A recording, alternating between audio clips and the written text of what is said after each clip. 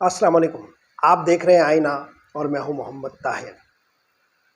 رمضان المبارک کا آغاز ہو گیا۔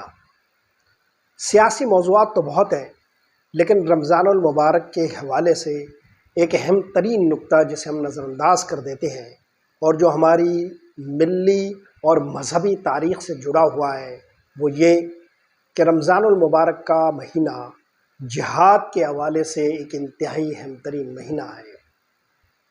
اگرچہ رمضان المبارک کے مہینے میں مسلمانوں کا ذوق و شوق عبادت کے حوالے سے فزوتر ہو جاتا ہے اور طبیعتیں عبادت کی طرف مائل ہو جاتی ہے، مسلمان جو فرائض کے حوالے سے کسی بھی لمحے غافل نہیں ہو سکتے، وہ رمضان المبارک میں نوافل کی طرف رجوع کرتے ہیں اور یہ مہینہ نوافل کا ہی مہینہ سمجھا جاتا ہے۔ مگر جو ایک اہم ترین بات ہے، یعنی یہ عبادتیں ضرور جاری رہنی چاہیے، ان عبادتوں کے ذوق و شوق کو صقل ہونا چاہیے اور ہماری طبیعتوں کو عبادتوں کی طرف بہت مائل رہنا چاہیے۔ لیکن جو اہم ترین بات ہے وہ یہ کہ تاریخ اسلام کا جو پہلا زبردست معرکہ تھا، یعنی جنگ بدر کا معرکہ، جہاد کا جہاں سے آغاز ہوا، وہ رمضان المبارک کے مہینے سے تھا۔ یعنی رمضان المبارک کے مہینے میں اصحاب رسول نے سرکار دو عالم صلی اللہ علیہ وسلم کی قیادت میں یہ عظیم الشان معرکہ لڑا تھا۔ اس جہاد میں، اس معرکے میں 14 اصحاب رسول شہید ہوئے تھے۔ اگر آپ کا کبھی میدان بدر میں جانے کا اتفاق ہوا ہو تو وہاں مسجد عریش میں ان اصحاب رسول کے نام کندہ ہیں، چمکتے ہیں اور تاریخ کے دوام میں چمکتے دمکتے رہیں گے۔ وہیں پر سرکار دو عالم صلی اللہ علیہ وسلم نے کفار کے ساتھ جو جنگ لڑی تھی، 70 کفار کی گردنیں بھی وہیں کٹی تھی اور ان کی اجتماعی قبر بھی خود حضور اکرم صلی اللہ علیہ وسلم کے حکم پر اصحاب رسول نے بنائی تھی اور وہاں انہیں دفن کر دیا تھا۔ تاریخ کا یہ لہکتا مہکتا معرکہ جو جنگ بدر سے موسوم کیا جاتا ہے، جہاد کی فضیلت کے حوالے سے اس لیے ہمیشہ زیر تذکرہ بھی رہتا ہے کہ یہ معرکہ اصحاب رسول نے انتہائی استقامت کے ساتھ اور انتہائی مجاہدے کی حالت میں رمضان المبارک کے مہینے میں لڑا تھا۔ ہم فراموش کر جاتے ہیں کہ فتح مکہ کی جو نوید ہمیں ملی تھی اور تقریباً 8 ہجری کا یہ واقعہ ہے جب مکہ فتح ہوا تھا، تو یہ بھی رمضان المبارک کے مہینے میں تھا۔ اصحاب رسول کا جذبہ جہاد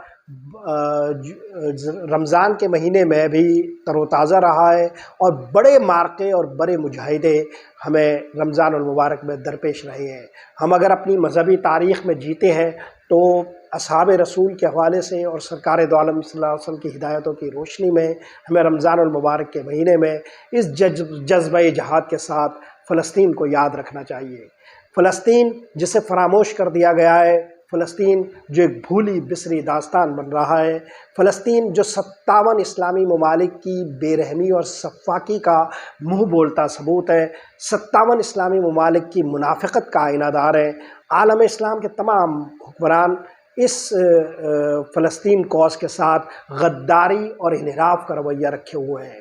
بدقسمتی یہ ہے کہ امریکہ جب سے قائم ہوا ہے، ایک دن بھی ایسا نہیں رہا کہ جب اس نے جنگ نہ کی ہو یا جنگ کی حالت میں نہ رہا ہو۔ پوری دنیا پر وہ جنگ مسلط کرتا رہا ہے۔ ایک طویل ترین سیاہ ترین اس کی تاریخ ہے۔ اسرائیل جب سے قائم ہوا ہے، ایک دن بھی ایسا نہیں تھا کہ جب اس نے جنگ کی تیاری نہ کی ہو۔ لیکن 57 اسلامی ممالک کہنے کو تو اور عددی اعتبار سے ایک بڑا حجم رکھتے ہیں اور کہنے کو تو عالم اسلام ہے، لیکن بدقسمتی یہ ہے کہ 200 سال سے عالم اسلام پورے کا پورا جہاد کے حوالے سے سناٹے کا شکار ہے۔ ایسی ایسی تعویلیں، ایسے ایسے ہیلے اور ایسے ایسے بہانے اخذ کر لیے گئے ہیں اور اس پر ایسی مذہبی زرق برق لپیٹ دیے گئے ہیں اور ایسی علماؤں کی ایک فصل تیار کر دی گئی ہے جو ہمیں ہیلوں اور بہانوں سے ان معاملات پر سوچنے بھی نہیں دیتے اور ایسے ایسے نقطے تراش کر لاتے ہیں کہ جس سے مسلمان جذبہ جہاد کی طرف راغب بھی نہ ہو سکے۔ مسلمان جو نیشن اسٹیٹ کی مجبوریوں سے دوچار ہو گئے ہیں، قومی ریاستوں کے چنگل میں پھنس گئے ہیں اور اپنے ملی شعور سے غافل ہو گئے ہیں اور 1400 سال کی اپنی تاریخ سے کٹ چکے ہیں، وہ اب ایسے اصحاب جبہ و دستار اور وارثان منبر و محراب کے نرغے میں ہیں جو انہیں اپنے حکمرانوں کے ساتھ تعلق استوار رکھنے کی فضیلتیں اور فقہی نکتے سمجھاتے رہتے ہیں۔ بدقسمتی یہ ہے کہ 200 سال سے ہم جہاد سے جو کٹ چکے ہیں اور ان 200 سال میں جو نیشن اسٹیٹس کی ایک تاریخ بنی ہے، اس کے بعد مسلمانوں ہمیشہ روبہ زوال ہوتے گئے ہیں اور ہمیشہ ترقی میں پیچھے ہوئے ہیں اور غربت میں آگے بڑھے ہیں۔ یہ صورتحال اگر ہم عالم اسلام کی تاریخ میں 12 صدیوں کی شروع کی دیکھیں تو جب تک مسلمان جہاد سے وابستہ رہے ترقی کرتے رہے۔ اگر آپ اپنی ہمعصر دنیا کی تاریخ کو دیکھیں تو وہ ممالک جو جنگوں کے حوالے سے تیار رہی وہی ترقی بھی کرتی رہی۔ وہ ممالک جو اپنے آپ کو ہمیشہ رزق مارا رکھتے ہیں، ہمیشہ اپنے آپ کو مارکوں کے لیے تیار رکھتے ہیں، چیلنجز سے نبرد آزما ہونے کے لیے غیر مبہم شعور رکھتے ہیں، وہی قومیں ترقی بھی کرتی ہے اور انہی قوموں نے غربت پر قابو بھی پایا ہے۔ فلسطین کا معاملہ نظر انداز ہو رہا ہے اور مسلسل نظر انداز ہو رہا ہے۔ مشرق وسطیٰ کے ممالک حالت قائمہ کو برقرار رکھنے کے لیے، اپنے اسٹیٹس کو برقرار رکھنے کے لیے فلسطین سے غداری کر رہے ہیں۔ عالم اسلام کے دیگر ممالک جن میں ہمارا وطن عزیز بھی شامل ہے، اس پورے کوس کے ساتھ منہ پھیر کر بیٹھا ہوا ہے اور وجہ صرف ایک ہے اور وہ یہ کہ امریکہ ہم سے ناراض نہ ہو جائے۔ اسرائیل ہماری اس حالت پر ہنستا ہے، یہودی ہمارا مذاق اڑاتے ہیں، دنیا کی برادری میں ہم کہیں پر بھی منہ دکھانے کے قابل نہیں رہ گئے اور فلسطینی بچوں اور عورتوں نے اب عالم اسلام کو پکارنا بھی بند کر دیا ہے اور بچے شہید ہوتے ہوئے اب یہ فقرے ادا کرتے ہیں کہ ہم اللہ میاں کے پاس جا کر اسلامی ممالک کی شکایت کریں گے کہ ہماری خبر گیری تک کو نہیں آتے۔ خادم حرمین شریفین کہلانے والے سعودی عرب کے حکمران اصل میں امریکہ اور اسرائیل کے حاشیہ بردار اور طفیلیے بنے ہوئے ہیں۔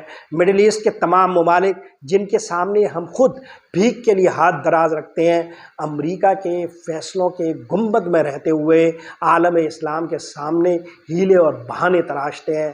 سب ممالک ترقی کے نام پر زوال سے ہاتھ ملا رہے ہیں، اپنا آپ کھو رہے ہیں، اپنی تاریخ کو فراموش کر رہے ہیں اور اصحاب رسول کی لہکتی مہکتی تاریخ سے خود کو دور کر کے ایک ایسی زندگی کو گلے لگا رہے ہیں کہ جس میں عیش میں آسائش اور عشرت میں آرائش تو ہے، زیب میں زیبائش تو ہے، مگر اللہ نہیں ہے، رسول نہیں ہے۔